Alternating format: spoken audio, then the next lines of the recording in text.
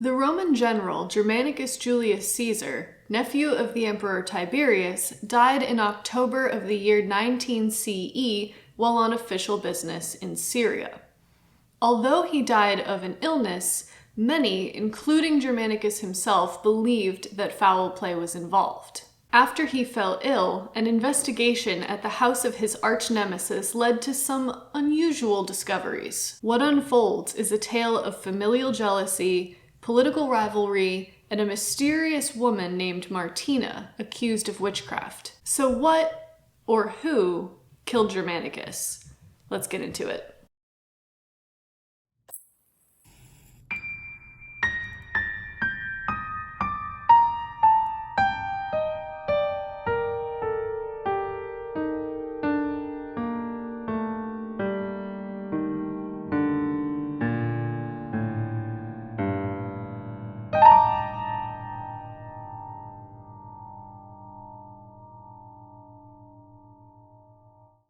Welcome to Hearth of Haemonia. My name is Kate. Today we are discussing the mysterious circumstances surrounding the death of Germanicus, one of the most prominent political figures of his day. So who was Germanicus? The man we know by this name was born in the year 15 BCE.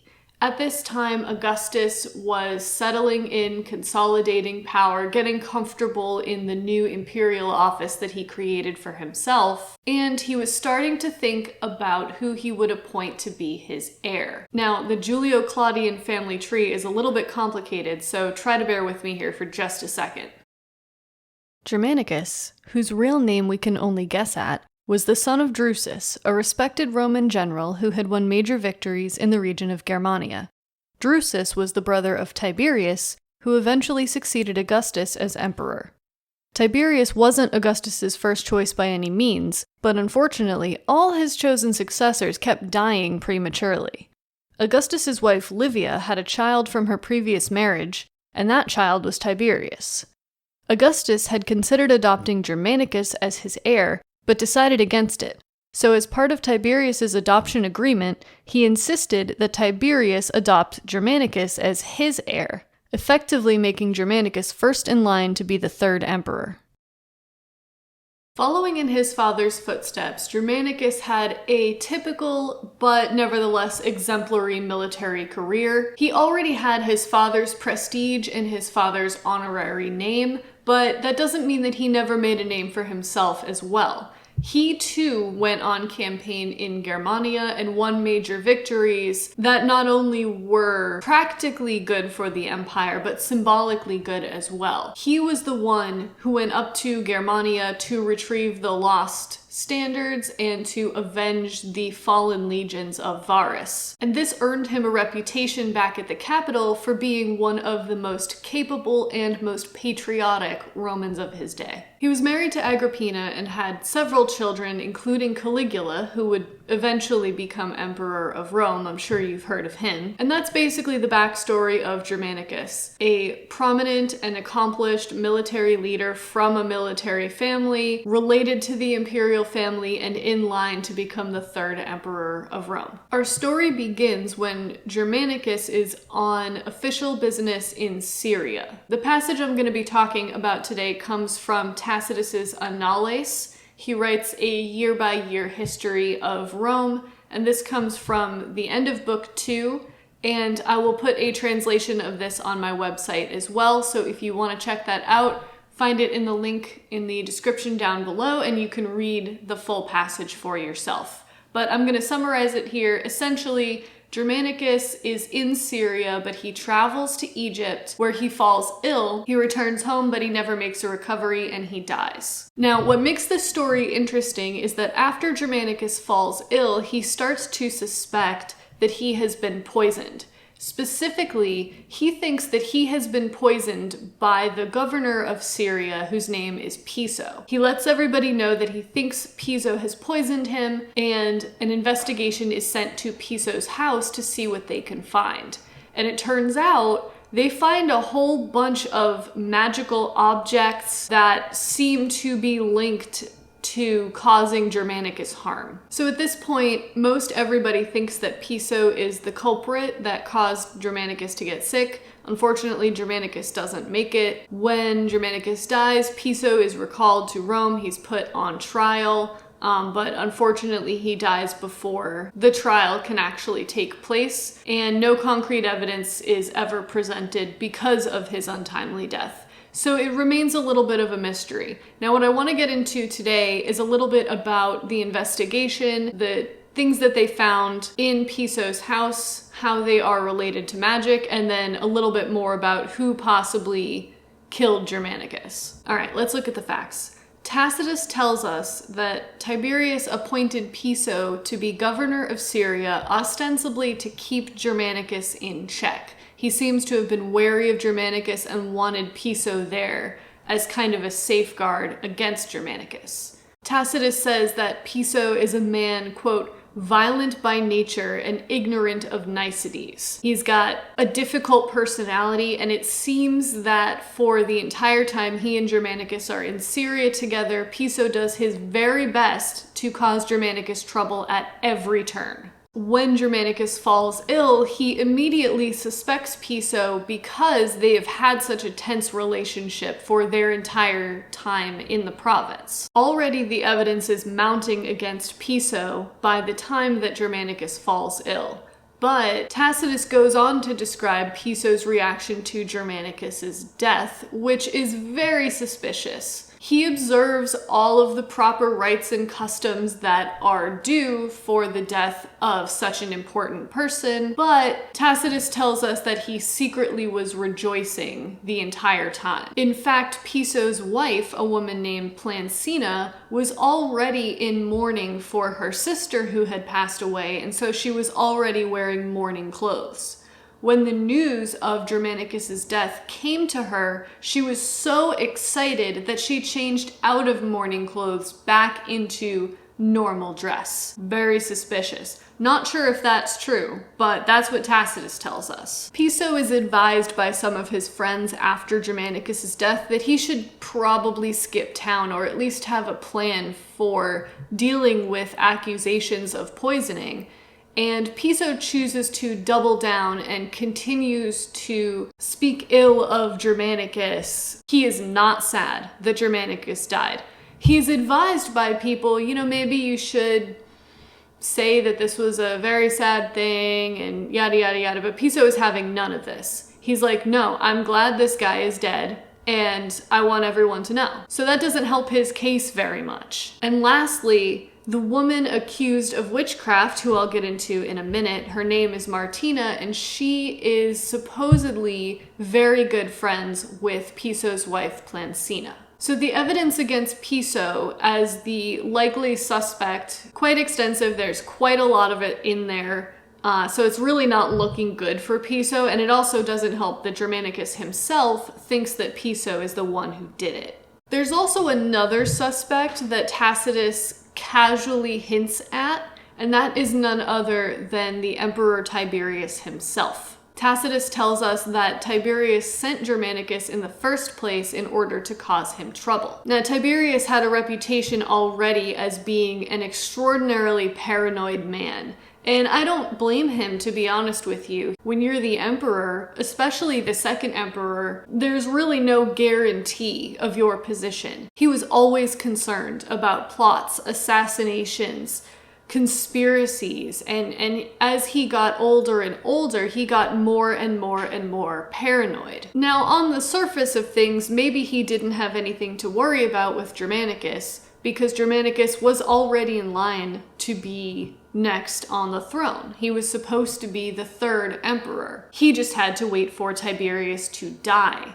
And that is what Tiberius was concerned about. If Germanicus would become the emperor upon Tiberius's death, Germanicus might want to hurry that process along. So Tiberius sent Germanicus to Syria kind of to get him out of the way, at least for a little while, to keep his ambition in check. Tacitus says, quote, "Meanwhile, that affairs in the East happened to be devolving into chaos was hardly unpleasant to Tiberius, since under this pretext he could drag Germanicus away from his own legions and expose him, while he was positioned in new provinces, to intrigue and the whims of fate both at the same time. I mentioned that Germanicus went to Egypt, and on the face of it, this isn't a big deal. Germanicus just wanted to see the sights and take care of some business. He, decreased grain prices and stuff like that.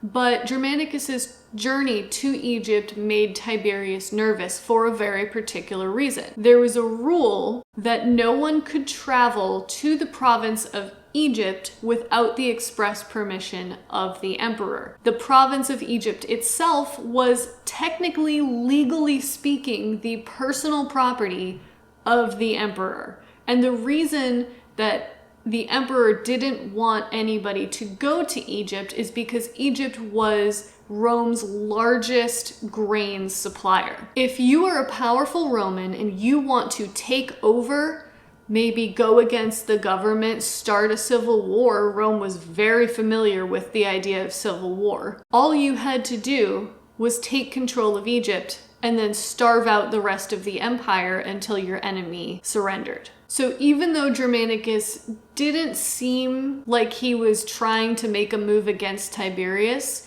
his journey into Egypt was a step too far, and Tiberius was very upset about it. So Piso and Tiberius are the two main suspects that had motive to cause Germanicus harm. Obviously, Germanicus had his choice, and there's also the possibility that Germanicus just died of natural causes because, again, the trial never went through, the investigation was very minimal, and it's hard to say without the advantage of modern autopsy what exactly was in his system that may have been poison or disease or something else. So what do you think? Who killed Germanicus, or what killed Germanicus? Did he die of an illness? Was he poisoned? Was it Piso? Was it Tiberius? Let me know what you think in the comments down below. And then there's the witch. Now Tacitus only briefly mentions the woman accused of witchcraft, accused of being associated with this whole thing, very, very briefly. We get her name, which is Martina, and we know that she's a friend of Piso's wife, Plancina. Here's the extent of what Tacitus says about her in Book 2. Tacitus says he, that is this random guy who was involved in the investigation, so this guy sent into the city a woman by the name of Martina, who was very dear to Plancina and who was infamous in that province, being Syria, for poisons. That's all we get about her in Book 2. She's mentioned one more time briefly in Book 3, where Tacitus kind of offhandedly notes that she died before her trial was able to go through, just like Piso, incidentally. But otherwise, we really don't have anything about her. All we can say is that she's either from Syria or she was at least in Syria long enough to garner a reputation. She was friends with Piso's wife, and she had some kind of connection to witchcraft. Now, the word that Tacitus uses to say that she was, known for her witchcraft, for her poisons, is Veneficiis. Now, if you saw my herbalism video, this is related to the word venenum, which can mean anything from snake venom to poison to potion. Veneficiis is very much the same thing. Now, I'm guessing that Martina had a reputation as one of the village cunning folk.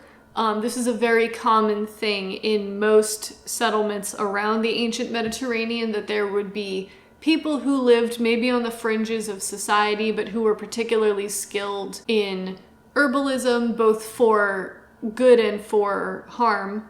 So you could go to somebody like Martina if you were ill and you wanted a magical remedy, or in Piso's case, if you had an enemy that you wanted to take care of. So that would be my guess, is that Martina was one of those witches / herbalists for hire who was able to perform magic for clients who would pay her to do this. I wish we could say more about Martina, but that is really all we have. But we do have a list of the objects that are associated with her that came up in the investigation at Piso's house. So the investigation at Piso's house happens because Germanicus thinks that Piso has poisoned him, and it turns out he was onto something. Because when investigators are sent to Piso's house, they uncover all of these very suspicious magical items, magical objects that suggest that Piso actually was attempting to harm Germanicus with magic. So Tacitus tells us that the investigators find disinterred remains of human bodies. So I suspect that this might be a little bit of indulgence on Tacitus's part, but if you disagree with me, let me know. I'd love to hear some new arguments about this because I'm not entirely sure. Tacitus then tells us that the investigators find carmina and devotiones, or devotiones. Okay, so these two words both refer to spells, but with slightly different connotations. So the word carmina refers to the words of an incantation. So presumably these were like written down, and that's how the investigators found them. It's not inherently a magical word. It can mean song, it can mean poem. Poets use it to describe their own work fairly regularly, so it's not like this word has any inherent magical meaning, but words themselves in incantation were linked with poetry and things like that. So this word comes to have a secondary magical connotation. So in this context, obviously that's what we're talking about. The word devotio originally meant sacrificing yourself to the gods of the underworld in battle in order to secure victory for your side. So it's a very, very specific connotation. It has a ritual connotation. It has a religious connotation. You are devoting yourself, devotio, to the gods of the underworld in order to make something happen. So over time, this word comes to refer more generally to anything that is sacrificed in a Roman religious setting. So it can have an innocuous meaning like offerings. And it doesn't even have to be blood offerings. It can be offerings of grain or wine or milk or honey. Because of the original meaning of the word and its connections to the underworld, the word comes to have a secondary magical connotation to it, just like carmina, that refers to something that you are sacrificing to the underworld in order to make your magic happen. If I put gas in the car will go. I want the car to go, so I'm going to put gas in the car. That's devotio. But because it's ancient magic, it has to do with something that is sacrificed. And it doesn't necessarily mean an animal sacrifice or a blood sacrifice or even a sacrifice at all. In the magical context, the word kind of flips around, and the idea is the devotio is the spell in order to send someone down to the underworld as a sacrifice to the underworld gods. This is a little bit nebulous, so let me try to explain it very, very concisely here. A devotio in a magical context is some kind of spell work with the purpose of making someone a sacrifice to the infernal gods. In the case of Germanicus, a devotio would be a spell that says, I am sacrificing Germanicus to the underworld gods as like a gift to the daimones or whatever. The idea is I want to get rid of Germanicus. Tacitus also talks about half-burnt ashes smeared with blood, which is supposed to indicate some kind of like remains of spell work, maybe burnt incense, burnt offerings to the infernal gods, whatever it is. Now, probably the most damning thing that the investigators found at Piso's house were these lead tablets with Germanicus's name and some mysterious symbols written on them. These are obviously curse tablets. There's absolutely nothing else these could be. Curse tablets were a very common way of engaging in magic, if you're an everyday person in Rome, you could make them yourself or you could have somebody make them for you. Essentially, lead was the most common material in the creation of curse tablets. So to find Germanicus's name with magical symbols on a lead tablet, along with all this other magical stuff, says to me that this is obviously a curse tablet. This was not an unusual practice. In fact, this is not the only time that Tacitus describes curse tablets being used in political intrigue. He tells us this story that is unrelated to the Germanicus episode about a guy named Libo Drusus who gets some very bad advice, and he gets yes men telling him that he should make a move on the state. He should make a play for power. And he gets it in his head that this is a good idea. Tacitus kind of paints him as this sad, pathetic, ignorant figure. But he gets it in his head that he's gonna make this play for power. And he's consulting astrologers, he's doing all sorts of divination, consulting magicians, dream interpreters. So obviously Libo Drusus doesn't strike us as a super genius, and he's pretty quickly caught and put on trial for making moves against the state. And during the trial, all of this embarrassing documentation starts to come out, letters that he wrote, where he was asking, will I be rich enough to cover the Appian Way all the way from Rome to Brundisium with money? So for reference, that's about a 400-mile stretch of road. It's a little cringy. So poor Libo Drusus is not coming off very well in this story. But during the trial, they also find evidence of political leaders' names, even members of the imperial family, their names written in Libo Drusus's handwriting, along with, again, more strange magical symbols. So he's like putting curses on the imperial family and other prominent political figures. This is not a good look. This is effectively treason. Now, interestingly enough, Tacitus doesn't mention any other actions that Libo Drusus took beyond consulting astrologers, doing necromancy, and writing these curse tablets. So it's possible that Libo Drusus's only crime is a magical one. So the magical assemblage at Piso's house is pretty damning, at least as an indication of his intent to harm Germanicus. And Tacitus really gives us no other options. We have this strange woman, Martina, who is barely mentioned, probably hired by Piso or Piso's wife to perform magic that would supposedly hurt Germanicus, and then Germanicus falls ill and dies shortly after. Piso celebrates Germanicus's death, and everybody basically thinks that Piso killed him. And that's basically all we have to go on here. Germanicus certainly thinks that Piso killed him. And Tiberius has motivation as well that Tacitus hints at. Now, I think Tacitus falls into the camp of blaming Piso, although he never says it outright. Or again, Germanicus could have died of natural causes. So again, let me know your theories down below. I'm so curious to hear what you think, what your take on this weird episode is. As for Martina, the witch in question, she's really just decoration to the story.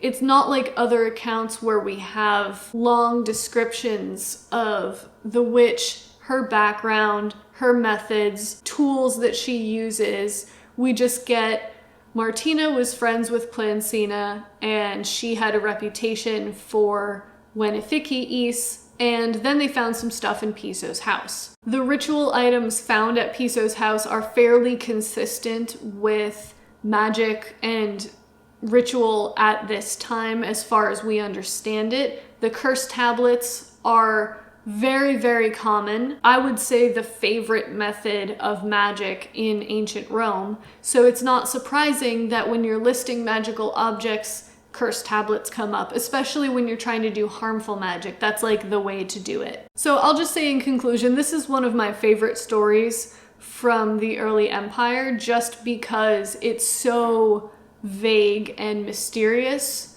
and it doesn't say very much, but it tells us quite a bit. Magic in Tacitus's account is taken for granted. It's just kind of there, and everyone is supposed to just accept that this is normal. This seems to be a current throughout Tacitus, so I like this a lot. It really had an effect on the Roman Empire, because I think Germanicus would have been a very competent and very capable emperor, but instead we get his son Caligula, who, you know, this is one of those instances where if we are to believe Tacitus and the way that he describes the story, magic itself, or magic as part of an intention to harm, actually has a huge effect on the course of history. So if you liked this video, go ahead and let me know. Again, I'm so curious to hear your thoughts in the comments about all of this madness. And if you want to learn more about magic in ancient Greece and ancient Rome, you can go ahead and subscribe to my channel. I'm going to be posting more stuff like this as we go.